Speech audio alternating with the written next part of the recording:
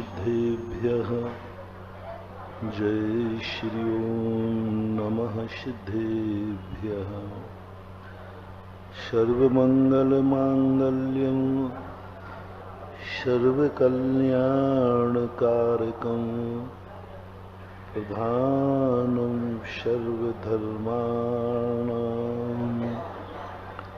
जैनं जयतु शासनम्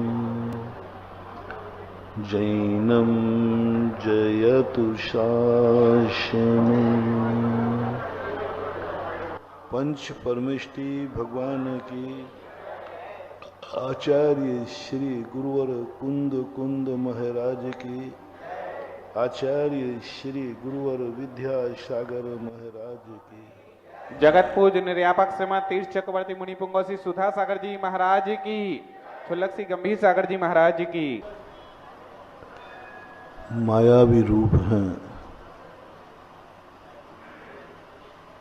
उनमें व्यक्ति सत्यता का दर्शन करने लग जाता है। परिणाम ये निकलता है कि अंत में पश्चाताप आता है, लेकिन उसके पश्चाताप के बाद कुछ नहीं कर पाता, क्योंकि जिंदगी की शाम हो जाती है। जब वो चेतता है तब जिंदगी शेष नहीं बचती, और जब चेतने का समय था वह चेत नहीं पाया, भ्रम में पड़ा रहा। वह सोचता रहा कि जिस रास्तों पर हम चल रहे हैं आखिर कोई ना कोई मंजिल तो मिलेगी, क्योंकि रास्ता है और रास्ते पर लोग चल भी रहे हैं। मैं मूर्ख हो सकता हूं, मेरे आगे चलने वाले इतने लोग तो मूर्ख नहीं हैं। बस यही तो सबसे बड़ी भूल है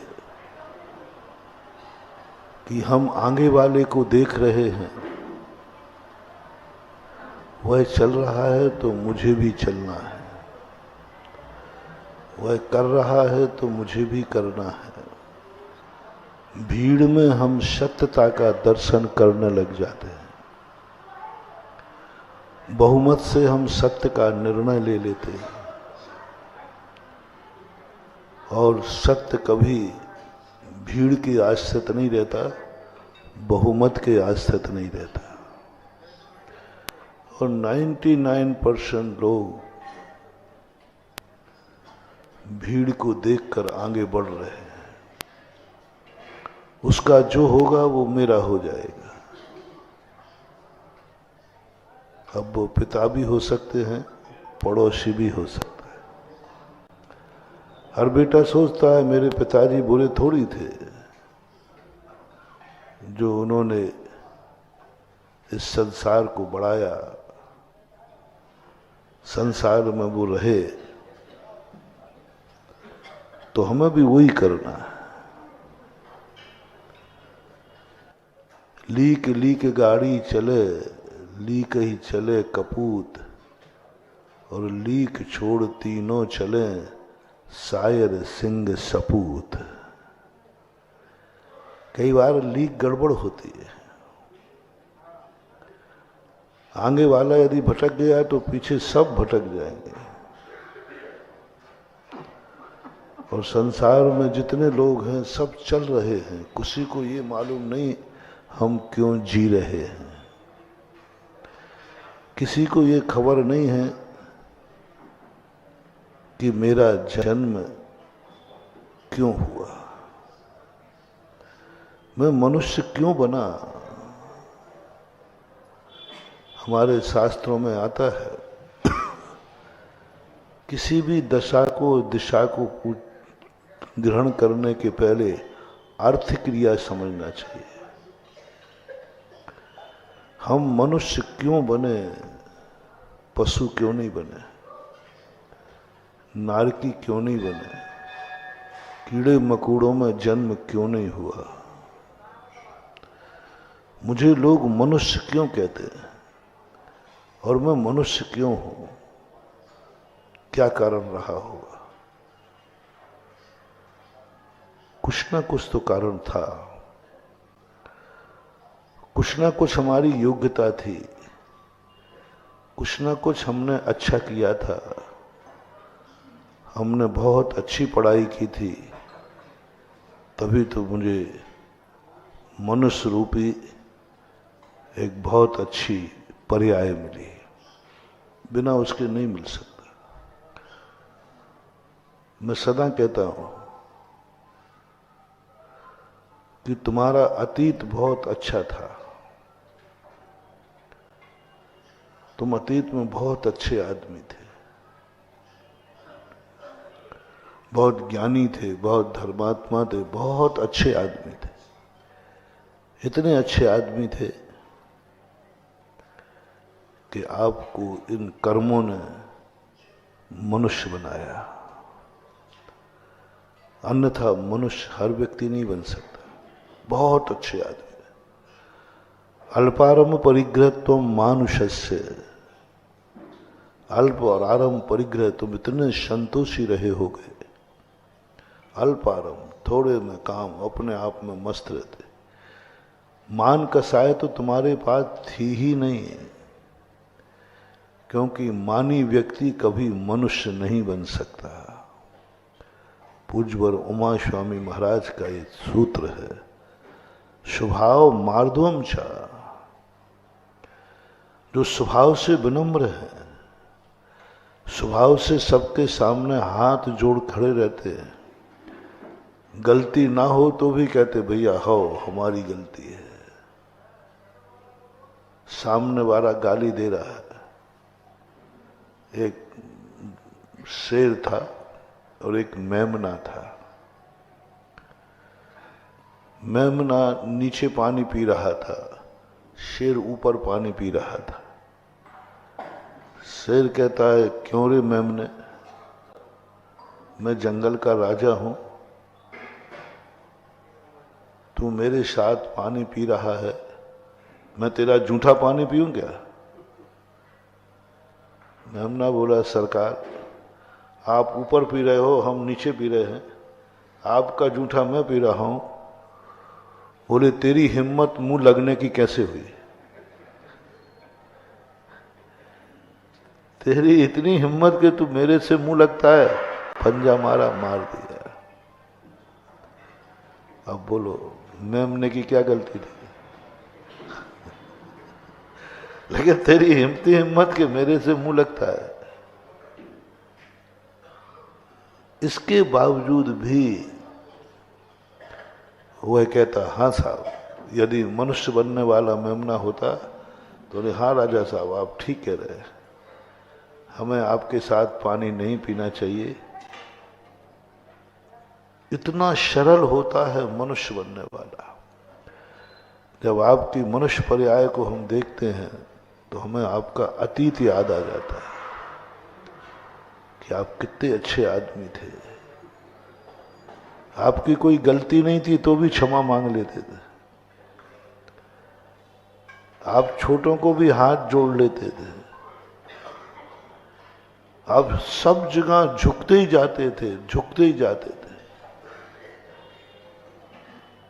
स्वाभिमान का भी कोई बोले जाए तो जाए, लेकिन मेरे हाथ जोड़ने से यदि कसाय कम होती है तो लो मैं छोटे बाप का तुम बड़े बाप के, ऐसे कहते ना आप लोग, हो भैया हम छोटे बाप के, तो क्या बिगड़ता है। ऐसी सरल परिणति, मार्दव परिणाम तुम्हारा था, तब तुम मनुष्य बने। मनुष्यों में भी एक और तुम्हें गॉड गिफ्ट मिली कि तुमने भारत में जन्म लिया, आर्यखंड में जन्म लिया। आर्यखंड गंदे लोगों को नहीं मिलता, अच्छे लोगों को मिलता, पुण्यात्मा लोगों को मिलता। क्योंकि मैंने कहा था ना एक दिन पंच कल्याणक में कि आर्यखंड जो है विशेष वीआईपीओं को बनाया गया है तीर्थंकरों के लिए। तीर्थंकरों के जन्म लेने के लिए ये आर्यखंड है। चक्रवर्ती 63 साल का पुरुष, उनके जन्म लेने का वीआईपी बनाया गया। लेकिन इनके लिए जो स्थान बनाया गया हो और उसमें आपको जन्म लेने के लिए कर्म ने व्यवस्था बना दी हो, नियम से तुम भी तीर्थंकरों से कम नहीं हो। भगवान नहीं तो भगवान के भक्त तो, भगवान नहीं लेकिन भगवान के कुटुंबी तो। क्योंकि ऐसा देखा गया कि बड़े आदमी का जब सम्मान होता है तो उसके साथ में उसके परिवार का भी हो जाता है। अरे साहब, ये कलेक्टर साहब के परिवार के लोग हैं, ये कलेक्टर सर के भाई बंधु हैं, कलेक्टर का बेटा है। ओहदे पे एक व्यक्ति बैठा है, लेकिन ओहदे से संबंधित सभी लोगों के लिए वीआईपी व्यवस्था हो जाती है, पूरे परिवार की वीआईपी व्यवस्था हो जाती है एक व्यक्ति का ऊंचे पद पर बैठने से। ऐसा ही तीर्थंकरों के जन्म के लिए जो स्थान दिया, जरूर अपन उनके परिवार के रहे होंगे, उनके भक्त रहे होंगे, उनके प्रोटोकॉल में आए होंगे। कभी भगवान ने कहा होगा ये तो सब मेरे ही हैं, इनको आने दो। यदि आपने यहाँ कलेक्टर को बुलाया है और कलेक्टर का भाई बेटा भी साथ में है, पत्नी माँ भी साथ में, तो तुमने सबको रोक दिया कि नहीं साहब कलेक्टर साहब जाएंगे। तो 2 मिनट कलेक्टर ने कहा नहीं इसको आने दो, ये मेरा बेटा है, ये पत्नी है, ये भाई है, ये माँ है। फिर तुम क्या करोगे? आने दोगे? अभी नहीं साहब कलेक्टर साहब आप ही कलेक्टर हो, बेटा थोड़ी यहाँ नहीं आएगा। तो कलेक्टर कहेगा तो मैं भी नहीं आता। पूरे परिवार को हमें वेलकम करना पड़ता है, क्योंकि कलेक्टर ने सारा कर दिया। ये मैं हूं तो ये हैं और ये हैं सो मैं हूं। अपन लोगों के लिए भी 63 साल का पुरुषों के लिए एंट्री थी इस आर्यखंड में, अपन सबको रोक दिया गया था। लेकिन तीर्थंकर ने धीरे से पीछे मुड़ के कहा इनको आने दो, ये मेरे ही हैं।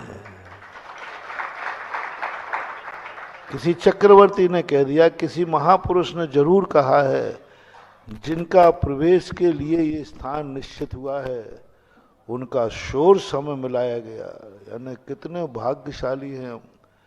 आर्यखंड में जन्म होना, कहीं ना कहीं से हमने भगवान की सत्ता को स्वीकार किया, उनके कुटुंब में गए, उनके परिवार के सदस्य बने, उनसे कोई ना कोई हमारी जान पहचान थी।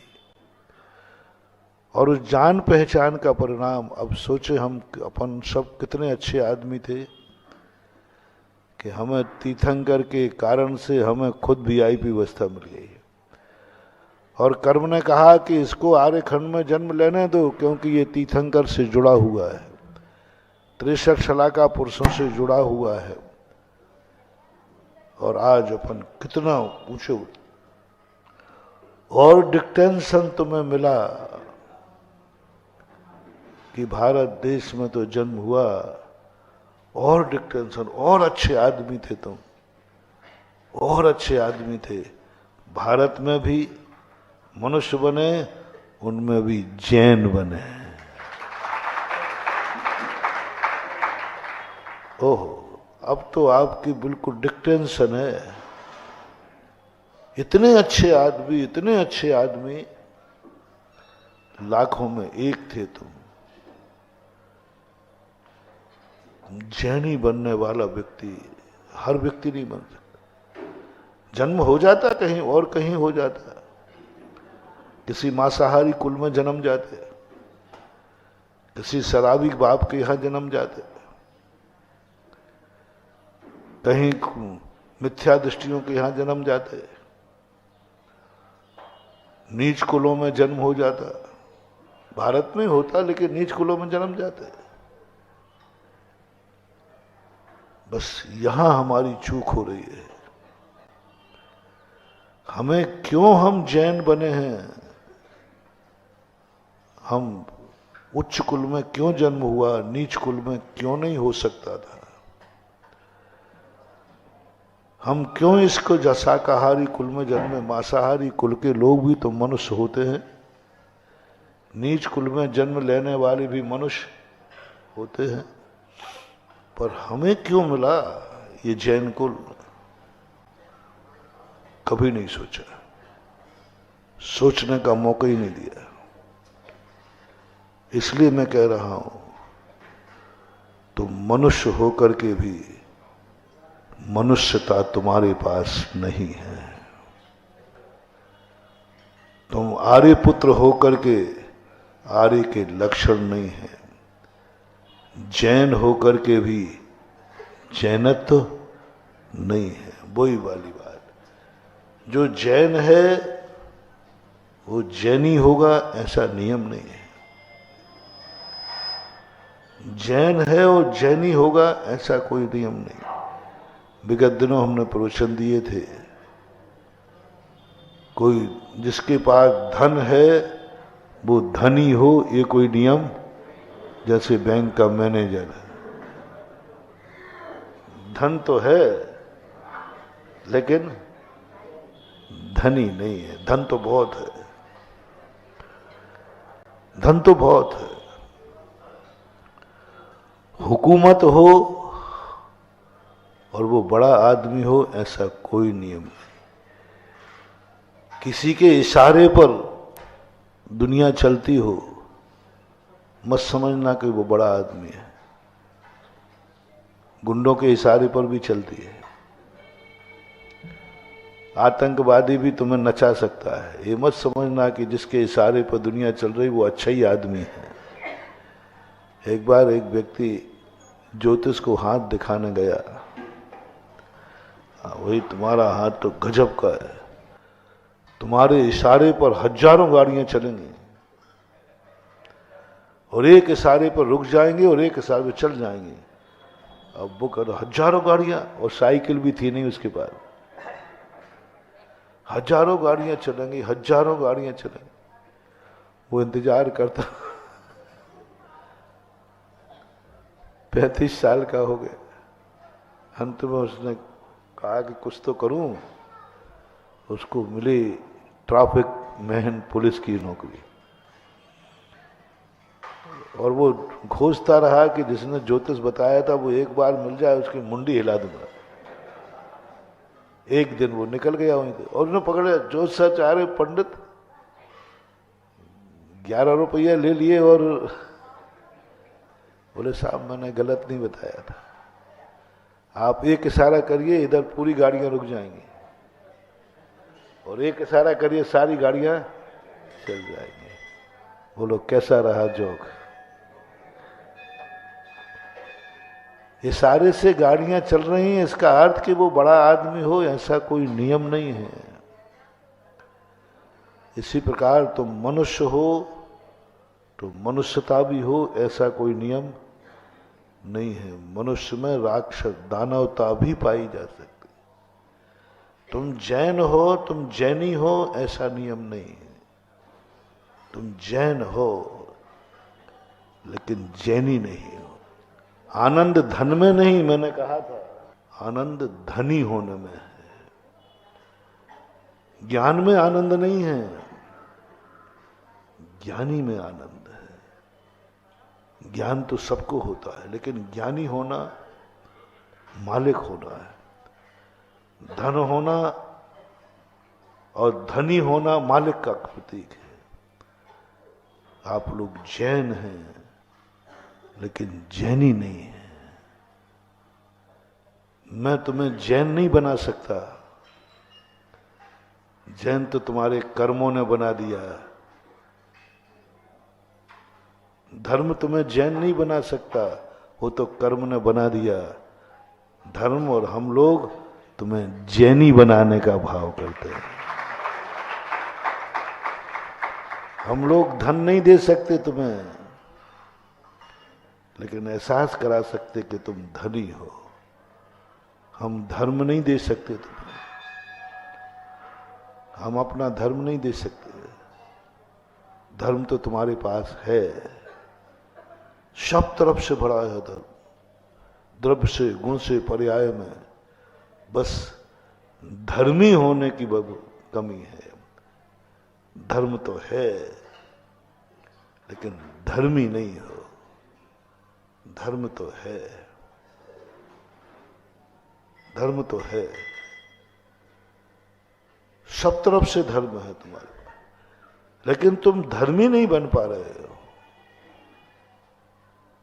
वही रास्ता है, रास्ते पे तुम चल रहे हो, लेकिन खेद है तुम्हें कोई मंजिल नहीं मिल रही, क्योंकि ये रास्ता कोलू के बैल के समान है। आंखों पे पट्टी बंधी है, शरीर थक रहा है, लेकिन एक कदम भी जिंदगी आगे नहीं बढ़ रही है। इतने तुम जैन बन गए, इतना सब किया, लेकिन दुर्भाग्य तुम जैन ही नहीं बन पा रहे। कारण क्या है? एक सबसे बड़ा कारण है कि तुमने आज तक कभी विचार नहीं किया हम जैन क्यों, हमें जैन कुल क्यों मिला। बस इतनी सी भूल है, इतनी सी कमी है। आज तक तुमने कभी विचार नहीं किया, माँ बाप ने भी नहीं बताया, तुमने पूछा भी नहीं, और आज भी तुमने पूछा नहीं है। मैं तो बिना पूछे बता रहा हूं, बता रहा हूं, पूछा नहीं। इनका क्या करना है, भविष्य में क्या होना है, नहीं। अतीत में तुम क्या थे, आज वर्तमान में जो तुम हो, इसका कारण क्या है। हम कार्य से तो मोहित होते हैं, लेकिन कारण के संबंध में हम जानना नहीं चाहते। अभी तुमसे मोक्ष जाने की बात कही जाए, सब मोक्ष जाना चाहते हैं, लेकिन कोई ये नहीं पूछता मोक्ष जाने का कारण क्या है। क्योंकि अभी हाल अब आफत में पड़ जाओगे, क्योंकि महाराज कहेंगे मुनि बन जाओ, तो तुम पूछते नहीं। तुम तो बस एक ही रट रहा, मुझे मोक्ष जाना है, मोक्ष जाना है। मोक्ष सब जाना चाहते, मुनि कोई नहीं बनना चाहता, और मुनि भी सब बनना चाहते, लेकिन मुनिचर्या कोई पालन नहीं करना चाहता। और कारण को हम नहीं समझेंगे तब तक कैसे बनेगा।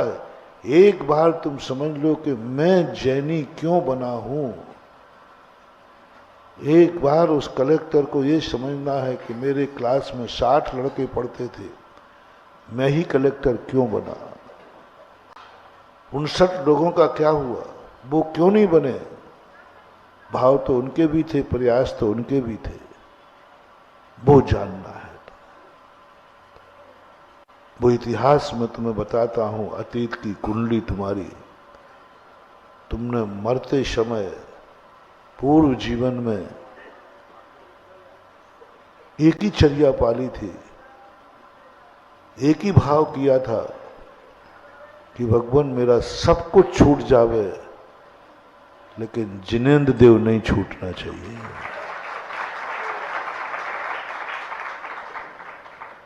मैं भूखा रह जाऊं तो रह जाऊं, लेकिन भगवान के दर्शन के बिना नहीं रहूंगा। सभी जैनी सुनना, खास तौर से ये संकल्प था तुम्हारा, भावना थी, कुछ नहीं मांगा तुमने। मैंने पहले कह दिया कि मनुष्य कौन बनता है, अल्पारंभ परिग्रहत्वम मानुषस्य। तुमने धन भी नहीं मांगा, बोले भगवान चल रहा है, रोजी रोटी चल रही है, बस मुझे कुछ नहीं चाहिए, मुझे जिनेंद्र देव का दर्शन नहीं छूटना चाहिए, बस कुछ नहीं चाहिए। धंधा कम चलेगा, चल जाएगा, आराम परिग्रह कम होगा, हो जाएगा, मेरा अपमान होगा, हो जाएगा, बस एक भावना तुमने कभी पूर्व जन्म में भाई है, और उस भावना को ऐसे भाया है, भावना ही नहीं भाई। कई बार तुमने दर्शन नहीं मिला तो तुमने उपवास कर लिया। जैन होने का रास्ता बता रहा हूं, तुम कैसे हुए हो और आगे कैसे होगे। एक दिन दर्शन नहीं मिला, तुमने भोजन छोड़ दिया, ब्रह्मांड कांप जाएगा। जिंदगी भर तुमने भगवान का दर्शन किया, उसकी कोई कीमत नहीं है। किया है। मैं ये पूछना चाह रहा हूं, जिस दिन नहीं मिला उस दिन क्या किया है। मैं ये नहीं पूछ रहा हूं जिस दिन तुम दर्शन मिला तो तुमने दर्शन कर लिया। महाराज, हमारी जिंदगी में हम 365 में 64 दिन बिना दर्शन का नहीं खाते, हमारा नियम। बस मैं 364 का कोई हिसाब नहीं पूछ रहा हूं। एक दिन भगवान नहीं मिला, उस दिन तुमने क्या किया है, बस उस दिन का नाम बताओ, उस दिन का काम बताओ। महाराज जी, एक दिन नहीं मिला तो मैंने तो उपवास कर लिया। बस जाओ, 364 दिन का पुण्य एक तरफ रख लो, वो एक दिन का महापुण्य एक तरफ रख लो। कि एक दिन नहीं मिला, एक दिन नहीं मिला। अरे 364 दिन तो मिल गया था, एक दिन नहीं मिला, तूने उपवास कर लिया। हाँ साहब, मैंने उपवास कर लिया। ऐसे ही नहीं थे वे मूर्ख लोग। सम्मेद शिखर की यात्रा को भी जाते थे ना लोग, तो कुछ जैनी ऐसे जाते थे जो एक उपवास उनको करना ही क्यों करना पड़ता था। रोटी नहीं थी इसलिए, गाड़ी नहीं रुकती थी इसलिए,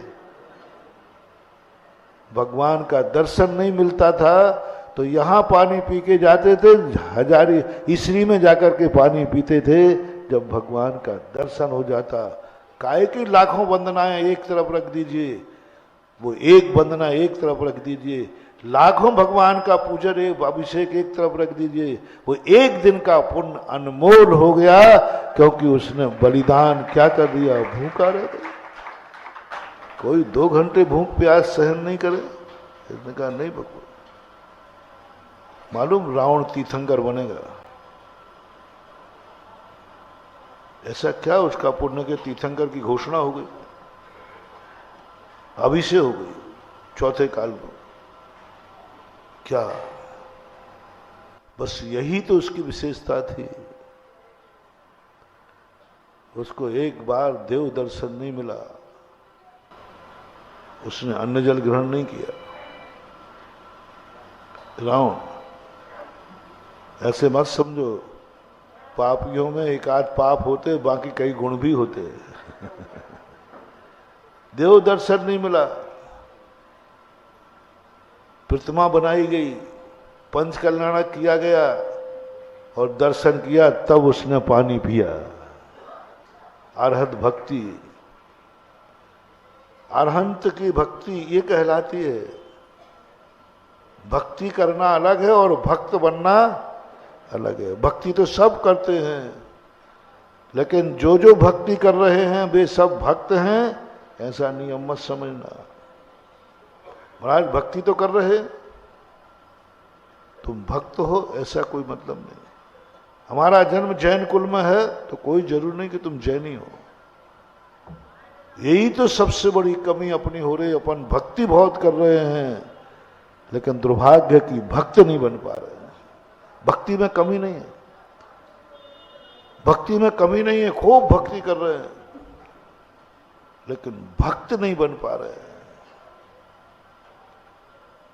हम भगवान से कहते हैं, भगवान मैंने देखो आपकी इतनी पूजा की, इतने पाठ किया, भक्तांबर किया, सब किया। भगवान कहते तूने सब कुछ किया, भक्ति भी की है, लेकिन दुर्भाग्य है कि भक्त नहीं बन पाया है तू। तेरे पास करोड़ों का धन है, लेकिन दुर्भाग्य है मैनेजर साहब, आप धनी नहीं हो। एक दिन की कमी तुम्हें भक्त बना देगी। जिस दिन दर्शन नहीं हुआ उस दिन तुमने क्या किया, क्या किया। तो आज उपवास तो इसलिए नहीं किया कि चक्कर आ जाता है। डायबिटीज का मरीज जो मर सकता था, कुछ भी कोई बहाना बनाओ। क्यों उपवास नहीं किया, भगवान का दर्शन दो, कोई बहाना बनाओ तो फिर कोई बात नहीं, पानी पी लेते। उतने में नहीं चलता है महाराज तो फल फूल खा लेते। कुछ तो बलिदान कहो कि आज भगवान का दर्शन नहीं हुआ, मैंने अन्न ग्रहण नहीं किया, लेकिन तबीयत ठीक नहीं थी इसलिए फलाहार कर लिया था। चलो 33 नंबर से तो भक्त बने। 33 नंबर के भक्त बने। कुछ तो करो कि आज दर्शन नहीं हुआ उसकी फीलिंग लो, भक्त बनने का, अच्छा भक्त बनने का एक उदाहरण। उससे पूछा, वो रो रहा था। बोले तुम्हारी जिंदगी का सबसे अशुभ दिन कौन सा है? भक्त बनने का नुक्सा दे रहा। सब लोग देखते थे, तुम्हारी जिंदगी का सबसे अशुभ दिन किस दिन आएगा? जिस दिन तुम मर जाओगे। महाराज जी आप ऐसा क्यों बोलते हो? अरे सत्य को बोलने में क्या बाधा है? एक दिन सपन को मरना तो बोलो। जिस दिन तुम्हारी मौत होगी वो दिन अच्छा होगा या बुरा होगा? हो जाए आज सब कुछ सही से।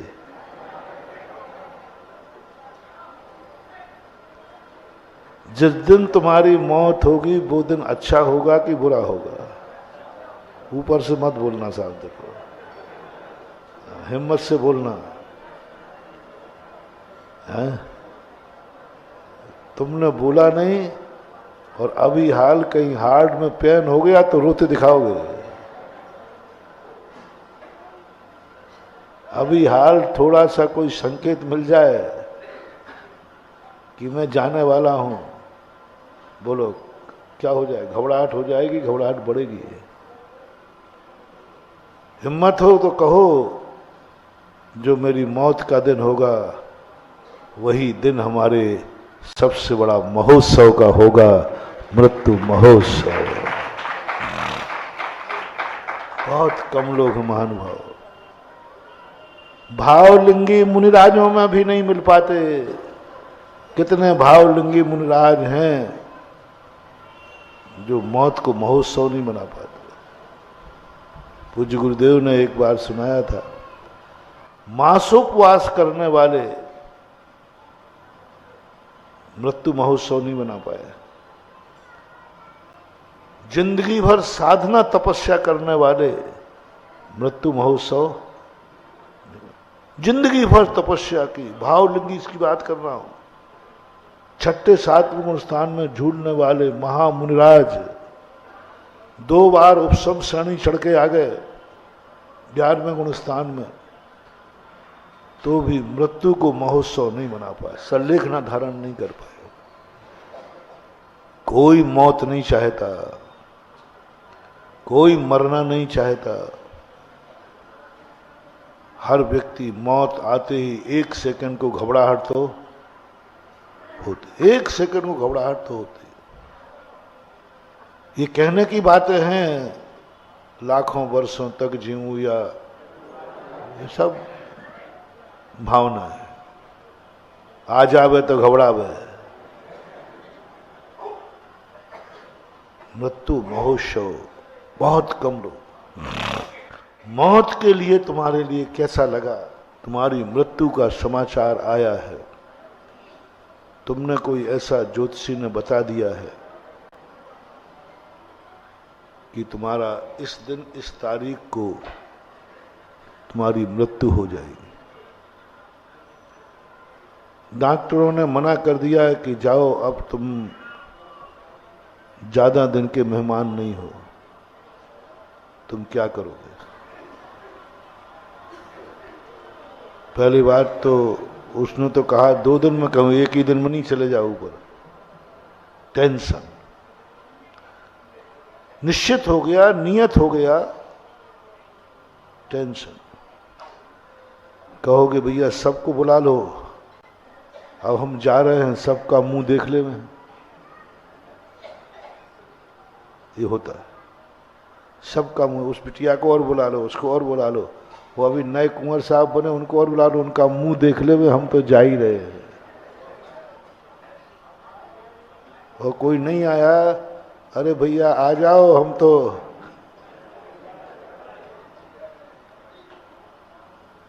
ओहो।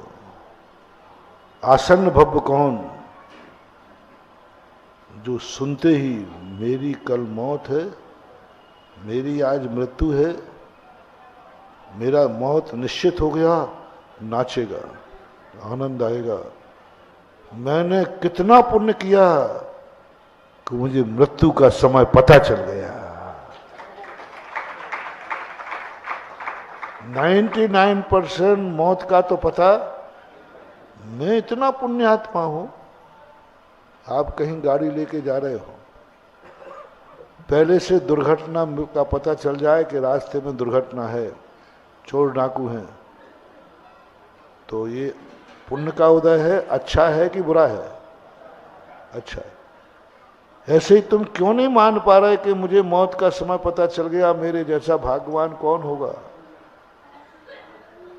भगवती आराधनाकार कहते हैं, जन्म जन्म का वो आसन्न भव्य है जो अपने मौत का समय सुनकर अपने आप को भाग्यशाली मानता है, बहुत पुण्यात्मा मानता है। ओहो, मुझे पता चल गया कि मेरी मौत इस दिन है,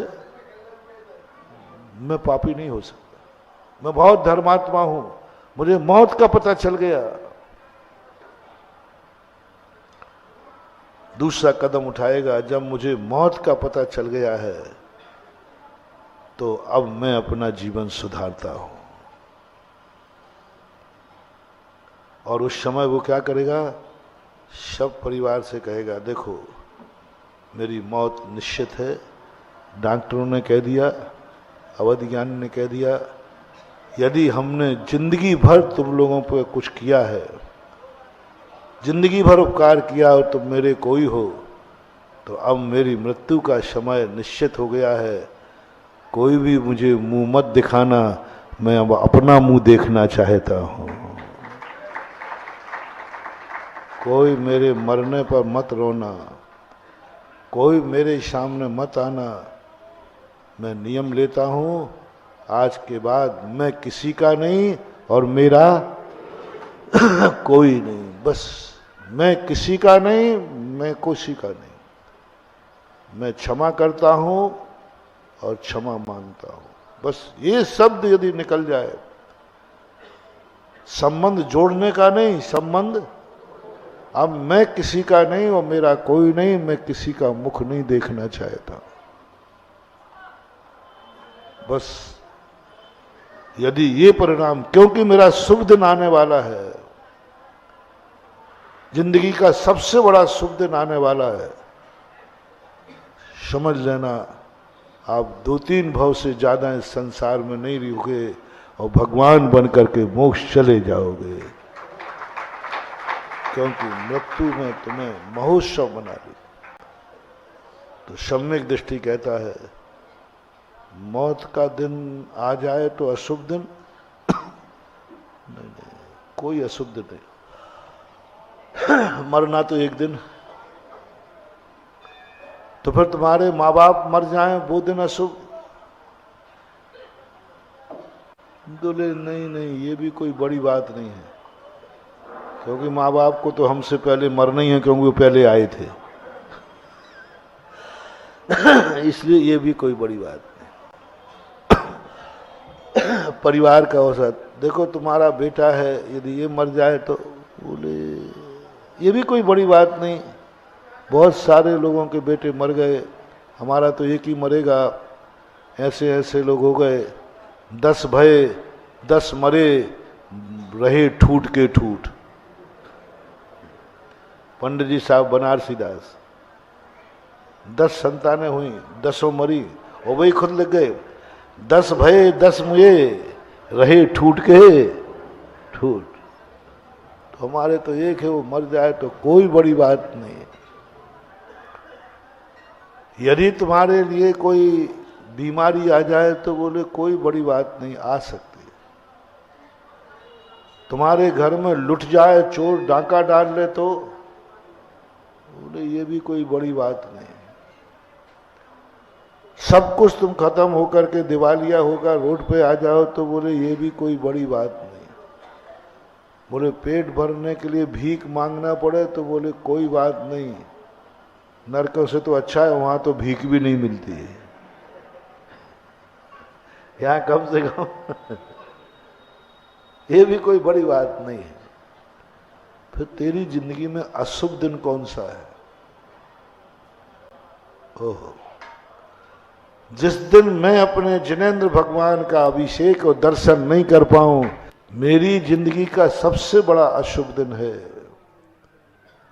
कि मैं आज अपने प्रभु का दर्शन नहीं कर पाया। और अशुभ दिन जो होता है, अब देखो, जिसका दर्शन नहीं हुआ वो भोजन क्यों नहीं कर पाता? क्योंकि उसके गले में जाते ही नहीं। क्योंकि जिस दिन तुम्हारे घर में कोई अशुभ घटे, उस दिन तुम भोजन अच्छे से कर लेते हो? जाते ही नहीं। तो सम्यक दृष्टि कहता है कि मेरा तो सबसे जिंदगी का अशुभ दिन आया, मेरे मन में गले में कहा पानी का घूंट जाएगा ही नहीं, इसलिए मैंने नहीं पिया। बस वो दिन जो है तुम्हें भगवान का भक्त बना देगा। ये है भक्त।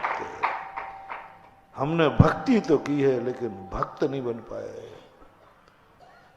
हमने संसार का सबसे शुभ दिन और संसार का सबसे जिंदगी का अशुभ दिन तय नहीं कर पाए।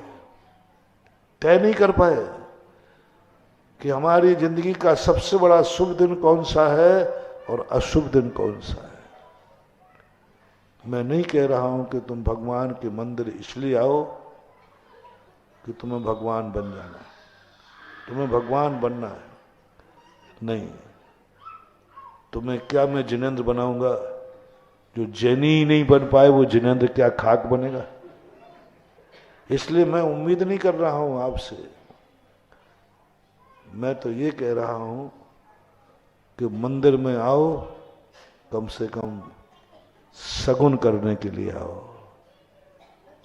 मेरा 24 घंटे शुभ निकले, क्योंकि मैंने एक पवित्र आत्मा का दर्शन किया है सुबह से, एक करुणा निधान का दर्शन किया है सुबह से, जगत कल्याणी का दर्शन किया है सुबह से। जो लोग मंदिर धर्म कर्म के लिए नहीं आते, मुझे धर्म से कोई मतलब नहीं है, चलो जिंदगी में दिन भर में जो करोगे उसमें सफलता मिले, इसके लिए तो आ जाओगे।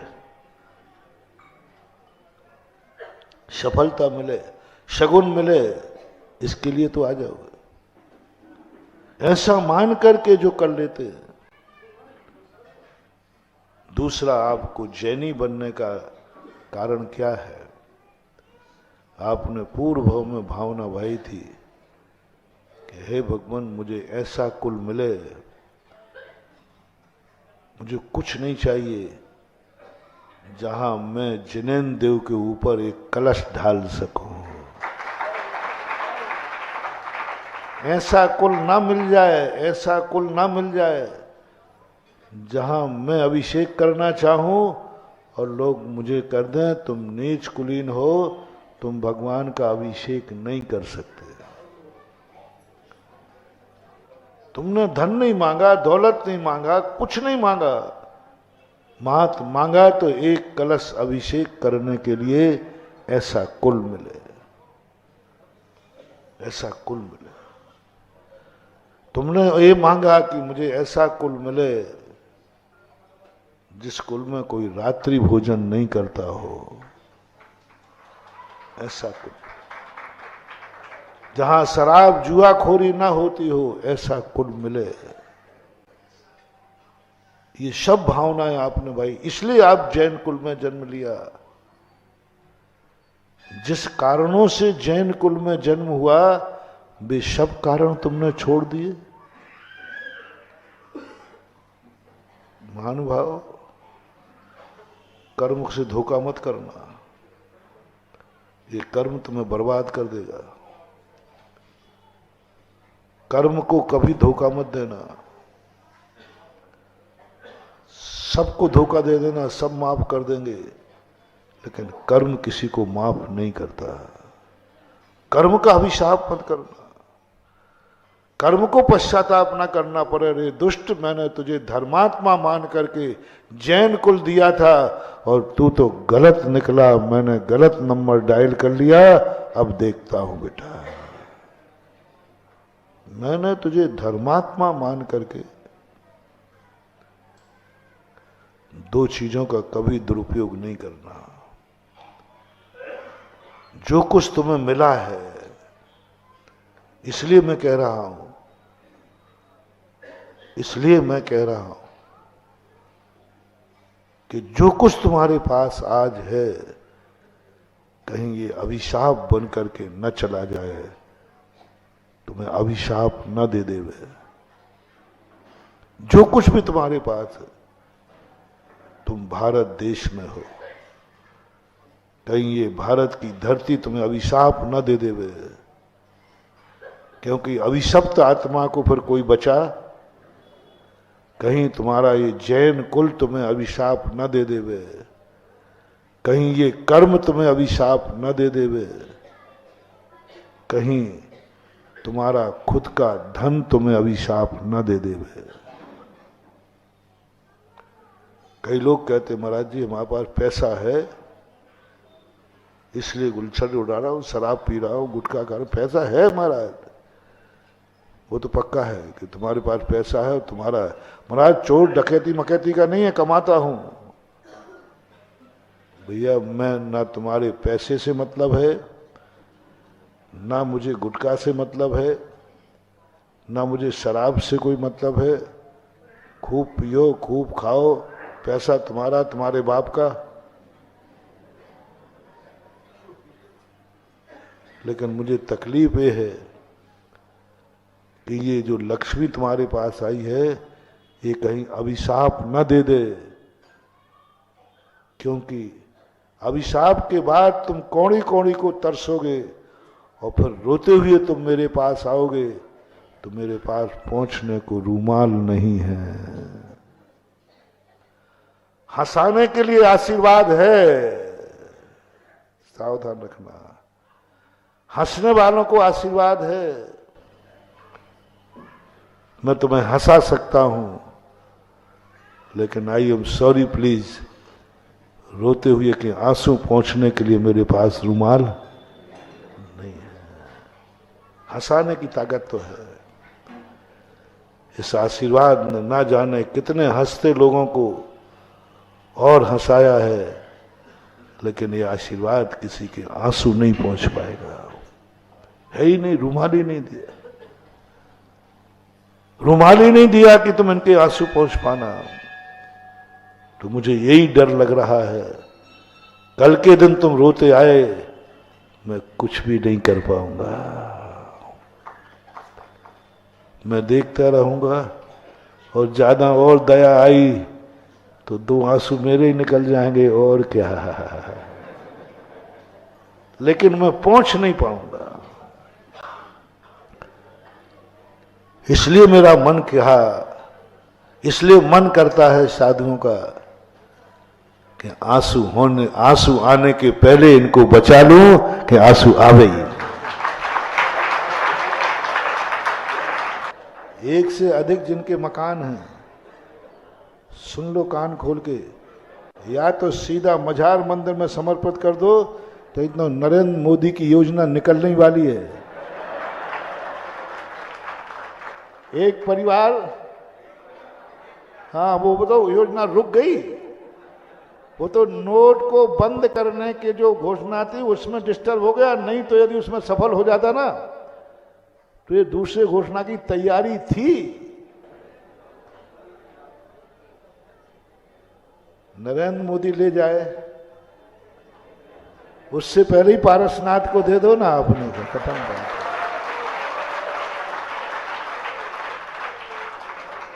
वहां के दिए वो ले गया तो रसीद भी नहीं देगा, और इसको दे दोगे तो अगले जन्म में मैं ब्याज के मिल जाएगा। यदि पारसनाथ को दे दिया तो ये मैं ब्याज के, तुम एक प्लाट दान दोगे वो मैं ब्याज में तुम्हें जमींदार बना देगा, और वहां तो हिसाब नहीं दे पाए तो जेल और है। यहां पर बस पुण्य के उदय को, अपने आप के पुण्य के उदय को ऐसा करो, ऐसा जियो, काय के लिए जी रहा हूं आज के दिन, ऐसी अनुभूति करना। कमाई पे करना, काय के लिए कमाया है प्रभु, तेरे लिए कमा रहा। मंदिर बनेगा तब है, मुझे पता नहीं था, आज महाराज आ गए, आज पता चला कि मैं क्यों कमा रहा था। कोरोना हुआ था, टीकमगढ़ में आया था, तो तुम लोग क्यों नहीं मरे?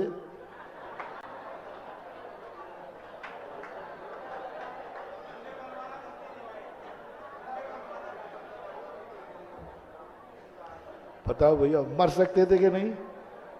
फिर क्यों नहीं मरे? आहा, बस आज करना है। महाराज कैसे मर जाता? मेरी किस्मत की लकीर में मझार मंदिर को बनना देखना था। अभी पंचकर्णक में कहा था कि कैसे मर जाता, मेरी किस्मत में अभी पंचकल्याणक का देखना लिखा था। कैसे मर जाता? मेरे हाथों से तो मझार मंदिर बनना था, मर कैसे जाता? अब कोरोना में तुम नहीं मरे हो, ये श्रेय किसको देना है? बस ये श्रेय दे दो, तुम्हें ऐसा पुण्यबंध होगा कि तुम्हारा कभी अकाल में मरण नहीं होगा, क्योंकि तुमने जिंदा रखने का श्रेय।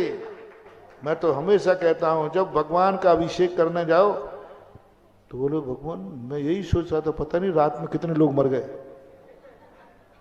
मैं क्यों नहीं मरा रात में, मैं क्यों नहीं? भगवान कैसे मर जाता? मेरी किस्मत की लकीर में प्रातःकाल तेरा अभिषेक लिखा था, मैं कैसे मर जाता? मैं मर कैसे सकता था? मेरी तारीख लिखी थी, इस तारीख में तू भगवान का अभिषेक करेगा, तो मैं कैसे रात में मर जाता? मेरी किस्मत अभिषेक, अब मरूं तो मर जाऊं, अभिषेक करके ही तो मरूंगा, लेकिन अभिषेक के पहले कैसे मर जाता? ये श्रेय, ये है जैनी बनने का तरीका, ये है भक्त बनने का तरीका। हम भक्ति तो बहुत करते हैं, लेकिन कभी ये नहीं कहते हैं हम जिंदा हैं तो प्रभु तेरे लिए, मैंने कमाया है तेरे लिए, मेरी आंखों में ज्योति है तेरे दर्शन के लिए, मेरे मुंह में ताकत है तेरी जय बोलने के लिए, मेरे कानों में ताकत है गुरु के प्रवचन सुनने के लिए, मेरे पास हाथों में ताकत है प्रभु तेरी सेवा करने के लिए। जो कुछ भी पुण्य है तुम्हारे पास, वो सब धर्म के लिए समर्पित कर दो, उसी समय ये लक्ष्मी तुम्हें वरदान देगी, जा इस जन्म में नहीं, जन्म जन्म तक मैं तेरे पास ही आऊंगी, क्योंकि मैं यहां सुरक्षित हूं। दो जगह लक्ष्मी नाराज होती है, एक तो पापी के पास जो उसको पापों में खर्च कर देता है, दूसरा मूस के पास, कंजूस के पास जो तिजोरी में लगा देता है, तो उसकी दम घुटती है। लक्ष्मी की दम घुटती है कि बोले ये तो बाहर ही नहीं निकालता है। इसलिए लक्ष्मी का अभिशाप नहीं चाहिए, तो दो चीजों से बचना, धन का दुरुपयोग नहीं, पुण्य का दुरुपयोग नहीं। जो वस्तु तुम्हें अच्छे कर्म से मिली है उससे कभी बुरा कर्म, और दूसरा मूस मत बनना, कंजूस मत बनना। बस भरत चक्रवर्ती जैसे। अब आज का मोटिवेशन, आज का सबके लिए एक ही, तुम जिंदा किस लिए हो? तुमने आज तक इतनी कमाई क्यों की है? कुछ कम बोले। आज तक तुमने कमाई क्यों कम की, इतनी ज्यादा क्यों की है? महिलाएं झगड़ा कर करके सोना चांदी इकट्ठा क्यों किया है? झगड़ा करके। पति की हिम्मत नहीं है बेचारे की, तो भी हमें तो हमारे जन्मदिन पर हम तो चाहते थे कि आज तुम फलाना हार दोगे। टॉर्चर हो रहा है ना, मुझे पता नहीं है, ये आके कह जाते सीधे। महाराज जी क्या करूं, देखो मेरी पत्नी ऐसा मांग रही हो, मेरी हिम्मत है नहीं। चलो आज तुम्हारे टॉर्चर करना, जबरदस्ती सोना चांदी करना, ये जितनी शिकायत करेंगे हम तुम्हारा सब पक्ष ले लेंगे, जमानत में लूंगा। मैं कह दूंगा देख तेरी माँ ने, तेरी पत्नी ने जो तेरे से चोरी करके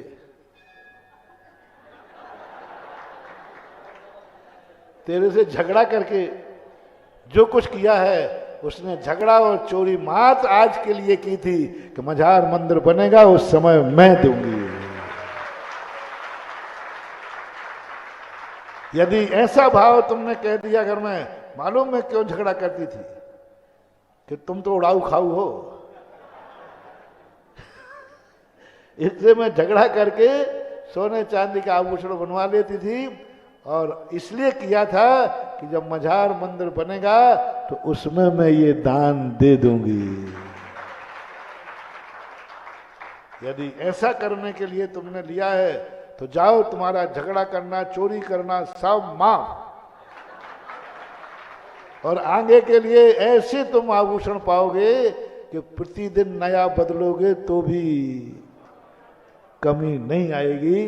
बस पुण्य को, पुण्य कार्य में लगने पर हर्ष मनाओ, पुण्य को पाप कार्य लगने पर दुख मनाओ। यही जैनी बनने का लक्षण है और यही भक्त बनने का लक्षण है। महावीर भगवान की।